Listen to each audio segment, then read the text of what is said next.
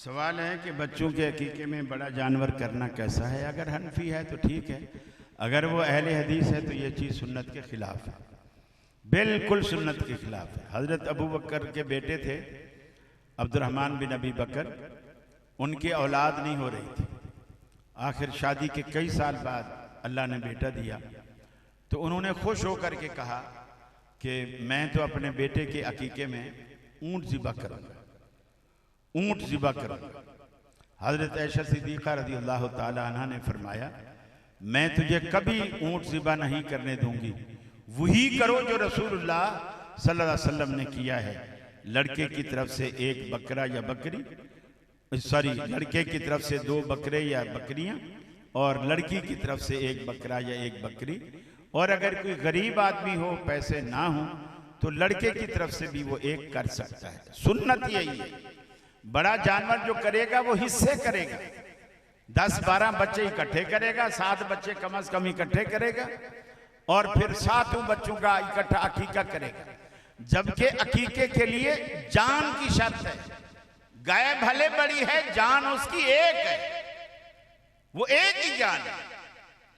तो आप हाँ, कुर्बानी में शरीयत ने जान की शर्त नहीं रखी, वहां हिस्सा चल जाएगा, लेकिन अकीके में हिस्सा नहीं चलेगा। जज़ाकुमुल्लाह। किस्मत में जो लिखा हो वही मिलता है, तो क्या खुदकुशी करने वाले की किस्मत में खुदकुशी लिखी थी?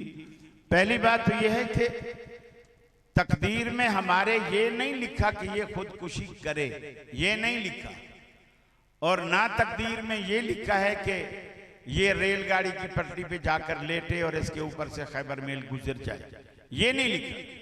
तकदीर में अल्लाह ने अपना इल्म लिखा है कि ये ऐसा करेगा। अल्लाह ने ये नहीं कहा ये ऐसा करे, अल्लाह ने खबर दी, हुक्म नहीं दिया। ये ऐसा करेगा, रेलगाड़ी की पटरी पे लेटेगा, रेलगाड़ी आएगी, ऊपर से गुजर जाएगी, इसके धड़ के 4 टुकड़े हो जाएंगे। ये अल्लाह ने खबर दी, ये उसका इल्म है कि चीज के होने से पहले उसे पता चल जाता है। जैसे ये आज आपके जलसे की तकदीर में ये भी लिखा था कि इतना घंटा बिजली जाएगी, जनरेटर भी इनको नहीं मिलेगा, इतनी देर तक अंधेरा रहेगा। तकदीर में ये नहीं लिखा कि अंधेरा रहे, अंधेरा रहेगा, खबर है। ये अल्लाह का इल्म है और अल्लाह का इल्म सही है। बाकी खुदकुशी करने वाला, उसको तो अल्लाह ने नहीं बताया ना कि मैंने तेरी तकदीर में खुदकुशी लिखी है, लिहाजा जाके नहर में डूब जा। वो तो अपनी मर्जी से जा रहा है ना। जब उसको रिश्ता नहीं मिलता, फिर अब्बा से कहता है अच्छा फिर ऐसे तो ऐसा से, अगर चाचा की बेटी से शादी नहीं कराते ना, मेरी फिर लाश ही देखेगा। तो वो तो अपनी मर्जी से जा रहा है ना। अहले हदीस एक मजहब है या फिरका है? आप कह सकते हैं मजहब भी, और आप फिरका भी कह सकते हैं, इसलिए कि रसूल अकरम सल्लल्लाहु अलैहि वसल्लम ने जिन 73 फिरकों का नाम लेकर के कहा कि 73 फिरके मेरी उम्मत में बनेंगे, व तफ्तरिक उम्मती अला 73 मिल्लतन, मेरी उम्मत के 73 फिरके बनेंगे, कुल्लुहुम फिन्नार, सारे दोज़ख में जाएंगे, इल्ला मिल्लतम वाहिदा, उन 73 में से एक फिरका जन्नत में जाएगा। तो जो जन्नत में जाने वाला है वो भी फिरका है। हाँ, आप यूं कह सकते हैं कि इंशाअल्लाह अहले हदीस नाजी फिरका है, जो जन्नत में जाने वाला फिरका है। लोग इस्लाम से अगर कोई कहे कि ये फिरका नहीं, तो अल्लाह के नबी सल्लल्लाहु अलैहि वसल्लम की हदीस ये है कि मेरी, जो मैंने सुना दिया वही बात है कि मैं मानता हूँ। पंजाब वालों का मुझे पता नहीं है, मैं कराची वाला मानता हूँ। सवाल और जवाब की निशस्त में हमारे उलमा किराम से एक ही सवाल के मुख्तलिफ जवाबात क्यों मिलते हैं? इसलिए कि ये एक इमाम के मुकल्लिद नहीं है। जहाँ हदीस, कुरान, नसूस शरिया मौजूद होते हैं, वहाँ अहले हदीस का मौक़िफ़ एक होता है, वहाँ कभी फ़र्क नहीं होता। मसलन रफ़ुल यदैन में हदीस मौजूद है, बुखारी में, मुस्लिम में, तिरमिज़ी, निसाई, दुनिया की हर छोटी बड़ी हर हदीस की किताब मौजूद है।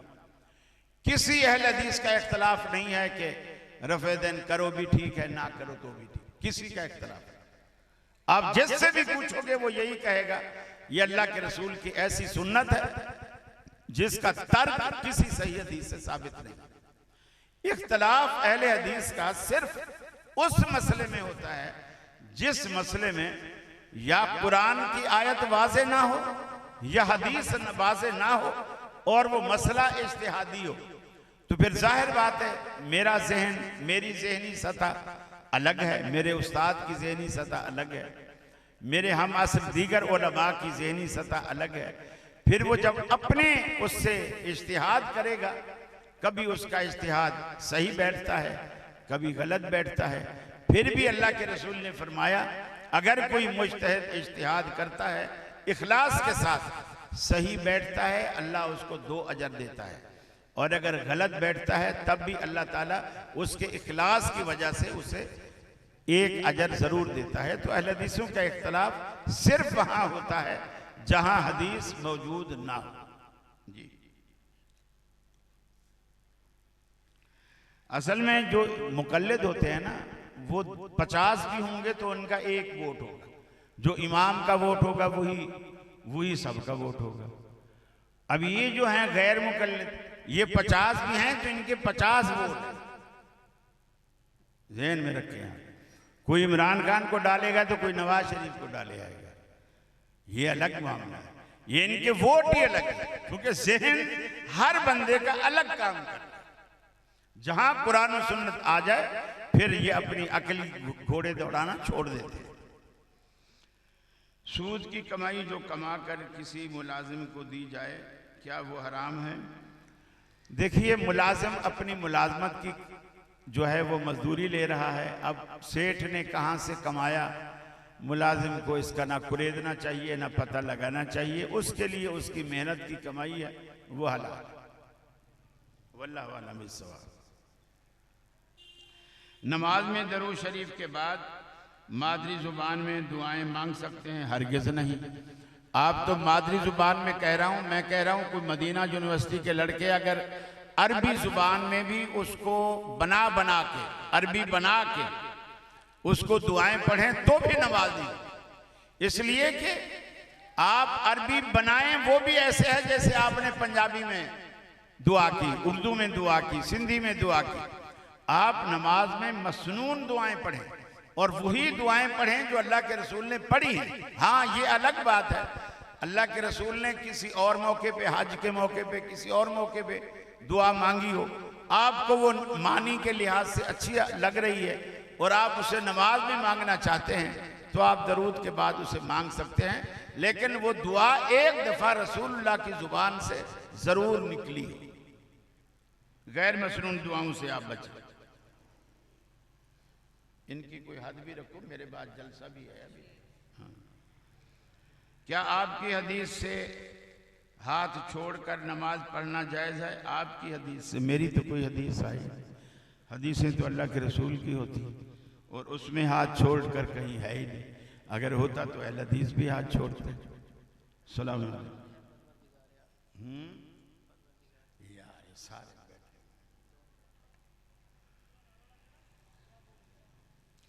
अब फरमाइशी प्रोग्राम शुरू हो गया।